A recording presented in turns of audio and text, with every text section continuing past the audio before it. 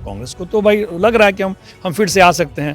तो अगर राजद ने कांग्रेस को उनके मन मुताबिक सीट नहीं दी और कांग्रेस इसी तरह तना रहा और 70 सीट पर अड़ा रहा और नहीं मिला, तो यहाँ राजद को बहुत नुकसान करेगा। दिल्ली विधानसभा चुनाव के परिणाम के बाद आप देखिएगा, आप कांग्रेस से ज़्यादा अब राजद के नेता सतर्क रहेंगे। कोई वैसा बयान नहीं होगा जिससे लगे कि इंडिया गठबंधन बिहार में टूट फूट रहा है। ये अब तय है। अब चाहे लालू यादव हों, राबड़ी देवी हों, मीसा भारती हों या फिर तेजस्वी यादव हों, कोई भी हमको लगता है अब कोई ऐसा बयान नहीं देंगे कि उनको लगे कि फिर वो दिल्ली वाली बात बिहार में हो जाए। नमस्कार, आप देख रहे हैं न्यूज़ 4 नेशन में हूँ आपके साथ नरोत्तम सिंह। दिल्ली विधानसभा चुनाव खत्म होने के बाद अब बिहार में चर्चा शुरू हो गया है कि क्या दिल्ली वाला खेला राहुल गांधी बिहार में भी खेलेंगे। जिस प्रकार से 14 सीटों पर आम आदमी पार्टी के वोट काटकर कांग्रेस पार्टी ने उन्हें हराया है, सत्ता से बाहर कर दिया। भारतीय जनता पार्टी आज सत्ता में काबिज हो गई है। हमारे साथ वरिष्ठ पत्रकार इंद्रभूषण सर हैं। 14 सीटों पर दिल्ली में कांग्रेस अगर साथ रहती तो अरविंद केजरीवाल जीतते और सत्ता में आज होते, सत्ता से बाहर नहीं होते।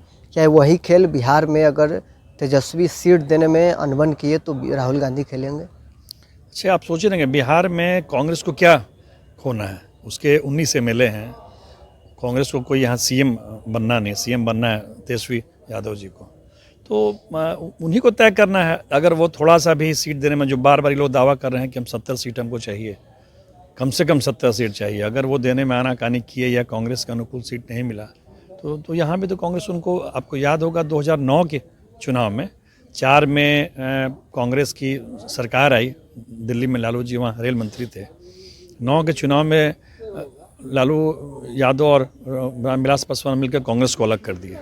हुआ क्या, राजद 24 सीट से 4 सीट पे आ गई थी बिहार में। तो निश्चित तौर पर तो अगर कांग्रेस को राजद ने आंख दिखलाया तो कांग्रेस अगर यहाँ दिल्ली वाले रोल में आ गई तब तो फिर मुश्किल हो जाएगी।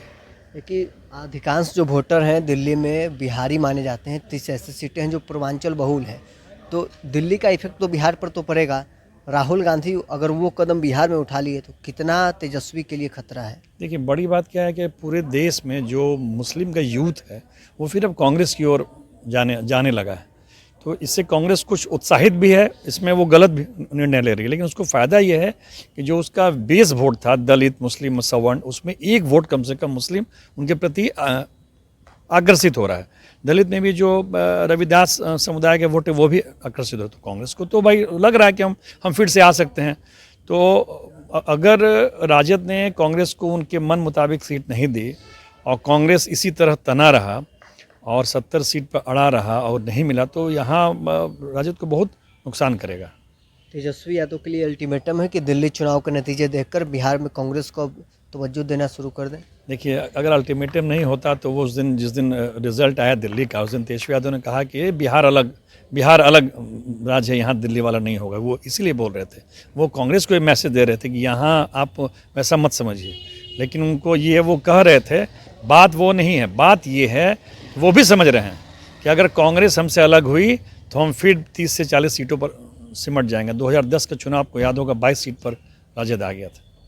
तो हो सकता है, कोई बड़ी बात नहीं है। सवाल इसलिए है कि आम आदमी पार्टी हर जगह, पंजाब हो चाहे गोवा हो, कांग्रेस के वोट काट रही थी। दिल्ली में कांग्रेस ने ही आम आदमी पार्टी के वोट काट कर सत्ता से बाहर कर दिया। तेजस्वी यादव अगर बिहार में सीट नहीं देते हैं, जैसा कि लालू यादव पहले कह चुके हैं कि इंडिया गठबंधन का लीड ममता बनर्जी के हाथों में दे देना चाहिए, तो अब वो परिस्थिति नहीं बिहार में बन रही है। लालू यादव ऐसे बातें नहीं करेंगे। अब दिल्ली का जो रिजल्ट है उसे साफ हो रहा है। दिल्ली विधानसभा चुनाव के परिणाम के बाद आप देखिएगा, आप कांग्रेस से ज़्यादा अब राजद के नेता सतर्क रहेंगे। कोई वैसा बयान नहीं होगा जिससे लगे कि इंडिया गठबंधन बिहार में टूट फूट रहा है। ये अब तय है। अब चाहे लालू यादव हों, राबड़ी देवी हों, मीसा भारती हों या फिर तेजस्वी यादव हों, कोई भी हमको लगता है अब कोई ऐसा बयान नहीं देंगे कि उनको लगे कि फिर वो दिल्ली वाली बात बिहार में हो जाए। इसलिए अब देखिएगा, अब कांग्रेस के लोग थोड़ा तन भी जाएंगे। कांग्रेस के लोग से प्रयास करें कि अधिक से अधिक सीट मिले, और अखिलेश सिंह बार इसके लिए बोल भी रहे हैं कि हमको 70 सीट चाहिए। कांग्रेस का मनोबल तो दिल्ली इलेक्शन हाई कर दिया।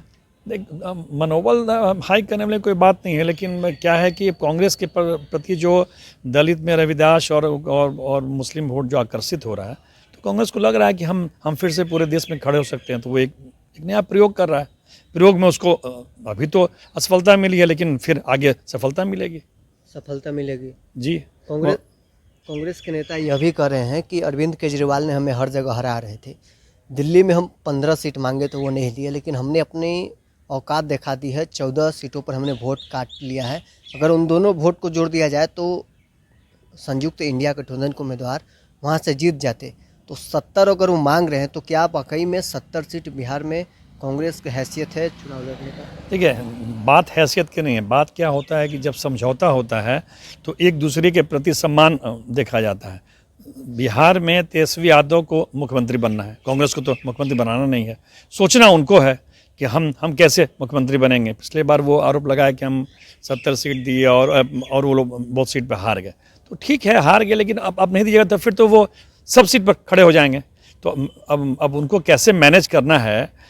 अभी तक तो कहा जा रहा था दिल्ली चुनाव के पहले कि राजद उनको मात्र 35 सीट देने वाली है, लेकिन अब नहीं लगता है कि दिल्ली चुनाव परिणाम के बाद अब उनको कोई 35 सीट के बारे में कोई कुछ बोलेगा। वैसा लग रहा है कि कांग्रेस पार्टी को बिहार में भी तवज्जो मिल रहा है। मिलेगा, इसलिए मिलेगा कि अब कोई चारा नहीं है। अब कांग्रेस भी अगर अब सब जगह अकेले लड़ने लगेगी तो क्षेत्रीय पार्टी खत्म हो जाएगा। तो क्षेत्रीय पार्टी को अपना वजूद कायम रखना है तो उसको कांग्रेस के साथ जाना होगा। दिल्ली में जो बिहारी जो विधायक बने हैं वो बिहार चुनाव में कितना फ़ायदा होगा? मुख्यमंत्री के रेस में भी बिहारियों का नाम आ रहा है। नहीं, ऐसा कुछ नहीं है। मुख्यमंत्री के रेस में वहाँ भी जो 3-4 नाम है, और वैसे भी नरेंद्र मोदी और अमित शाह की जोड़ी किसको मुख्यमंत्री बनाएगी कोई जानता नहीं है।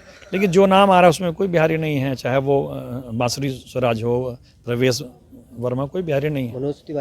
मनोज तिवारी को सांसद हैं, उनको मुख्यमंत्री बनाने की कोई बात नहीं है। दिल्ली चुनाव का इफेक्ट बिहार पर पड़ेगा? ये निश्चित तौर पर पड़ेगा, एकदम पड़ेगा, और कांग्रेस को इससे सीट लेने में फ़ायदा होगा। दिल्ली चुनाव मतलब कांग्रेस के लिए लाभदायक हुआ? कांग्रेस के लिए लाभदायक कैसे होगा? सब सीट हार गई, माने तीसरी बार वो 0 पे आ गई, लेकिन ये बताने में सफल रहे कि उसके पास वोटर हैं। हाँ, वोटर हैं। ये बताने में सफल है कि कांग्रेस के पास वोटर हैं। अब अगर कांग्रेस ने कोई ऐसा निर्णय लिया कि नहीं हम सब जगह अकेले लड़ेंगे फ्यूचर पॉइंट ऑफ व्यू से, आपको 29 के लोकसभा चुनाव पॉइंट ऑफ व्यू से, तो हो सकता है कि नरेंद्र मोदी फिर मजबूत हो जाएंगे अगर कांग्रेस हर जगह के लिए लड़ी तो?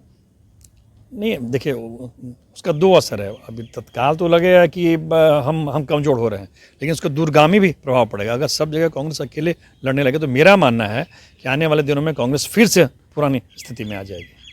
पुरानी स्थिति में आ जाएगी अकेले चुनाव लड़ने हाँ, लगे तो? थोड़ा समय लगेगा, लोगों को बताना पड़ेगा। अभी तो लोग क्या समझते हैं कि बिहार में लालू के पीछे कांग्रेस है, यूपी में अखिलेश के पीछे कांग्रेस है, झारखंड में हेमंत सोरेन के पीछे कांग्रेस है।